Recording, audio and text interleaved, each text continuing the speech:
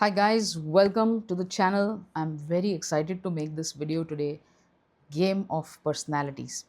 So all of us think that we are like this one person, but it's actually our own personality that is running the entire show of our life.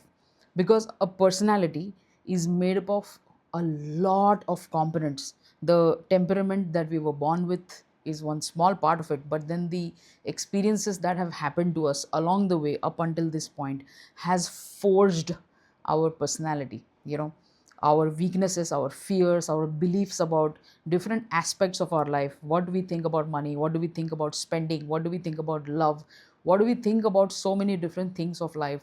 What is our own prediction for our future? Do we fear it or are we excited to meet it?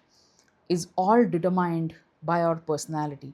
The way we dress on the outside, the way we look on the outside is also a very small portion of it.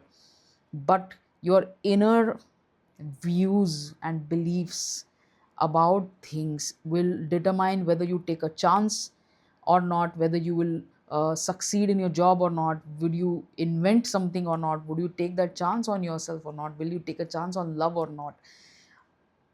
All of these things, they determine and they run the entire show of our life.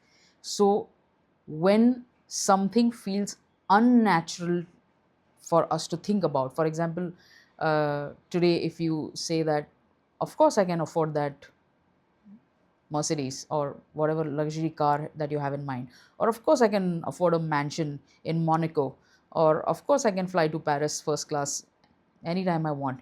If these kind of thoughts feel unnatural, if it almost feels like you're lying to yourself, is because your personality, this current version of yourself, cannot see how that happened. So that's why a lot of times the fear that you feel about new ideas that you want to implement in your life is simply because of this personality that you are stuck in. But the good news is that you can change your personality. And when you change your personality, your thoughts and beliefs, your whole demeanor about your own life, it changes entirely. So that's the good news. But I'm first going to tell you these four personality types, the typical ones that we find either in our friends or family, close ones, or even in our own selves. We are not just one typical personality types. These four ones that you hear, you will resonate probably with all of them at least a little bit, if not all. And you could be an absolute boss at your work, you could dominate your field of work, but when it comes to your love relationships or romantic relationships, you could actually find yourself behaving like a victim or the other way around. So let's go through them. The first personality type that we are going to deal with is the clerk.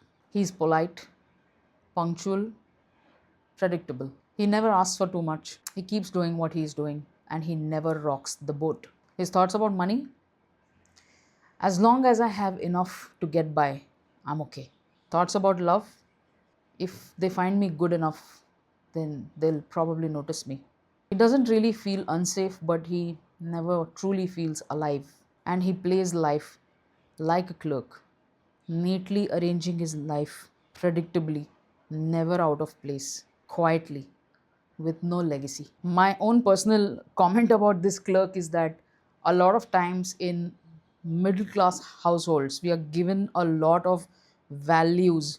Just keep doing your job, be the hardest worker in the room, just keep your head down and keep working, and then one day you will get the prize. It's the same with relationships and love. He thinks that a relationship should just be purely functional. Excitement is dangerous, those kind of things. So that's the clerk. The next personality type that we're going to is the opposite of the clerk, the bad boy. He doesn't care what you think, he doesn't follow the rules. He's the rebel, he's the storm. He gets into businesses, several of them, breaks hearts, burns bridges, and then walks away like it's nothing to him. His inner dialogue is this: the world owes me, and if it doesn't give me what I want, I will grab and take it. Even a partner is a disposable thing to him. If it doesn't serve his parties and his lifestyle, they are out. It's very boring. Someone can try and discipline him, but he will never change. So, this is this typical bad boy, right? And lives on the edge, lives recklessly, reckless investments, doesn't give two hoots about being responsible or even making a mark. He's just blazing through life at breakneck speed. But the truth is that he's just afraid that he'll be forgotten if he doesn't stand out, and that's why his behavior is loud and reckless, because he doesn't believe in stillness. So that's the bad boy. The next personality type is the victim. The victim wakes up defeated. There is always somebody else to blame. It is somebody else's fault. People have not treated him fairly. Life is not fair.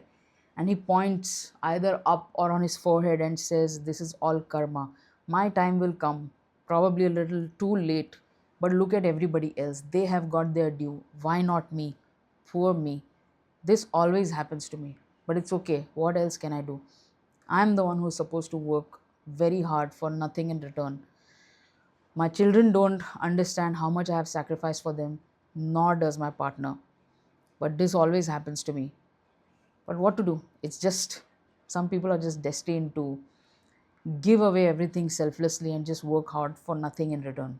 I'm always chasing money, and some of the other expenses just turn up.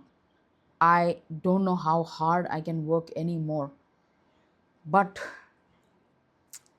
all my contemporaries who started with me, now they have multiple investments and multiple properties and houses and cars, and I don't know what I'm doing wrong. But here's the thing, right? The victim doesn't want solutions. He wants sympathy constantly. He can never have enough of it. He is perfect. He never has to change. The world is unfair. I have met a couple of victims in my life for sure.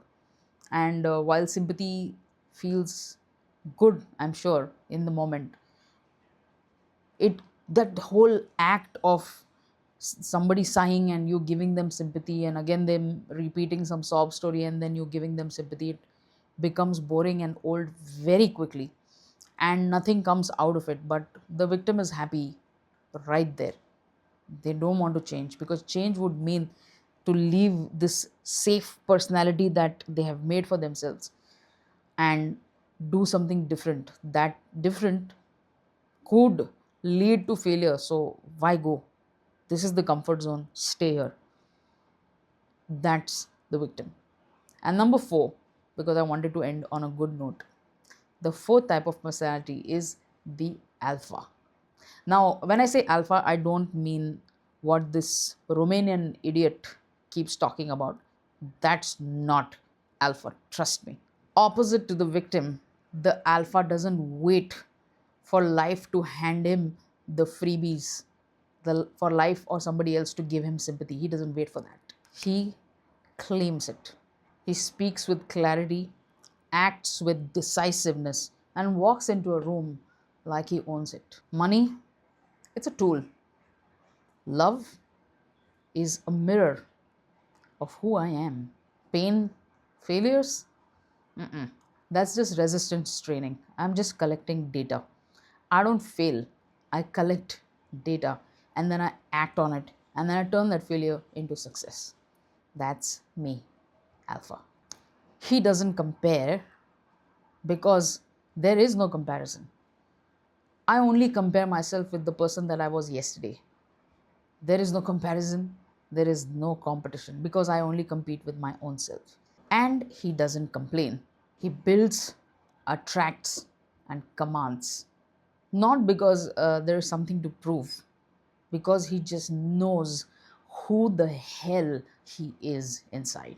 But here's the punchline: these personalities, or there are even more, I have not covered all of them, but these are not solid. These are just masks. These are programs that you have downloaded unconsciously. The amount of money that you think that you can make is determined by your personality.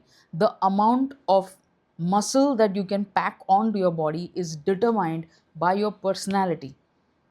The kind of love that you will attract into your life is determined by your personality.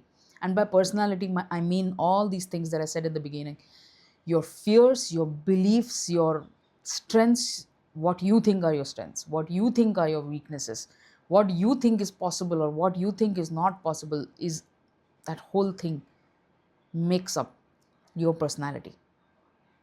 The good thing is that you can change them. And in the next video, if you are you're stuck in like this kind of personality type which is keeping you limited, in the next video I'm going to tell you how you can install a new personality. But till that time, please let me know what kind of personality you resonated with the most.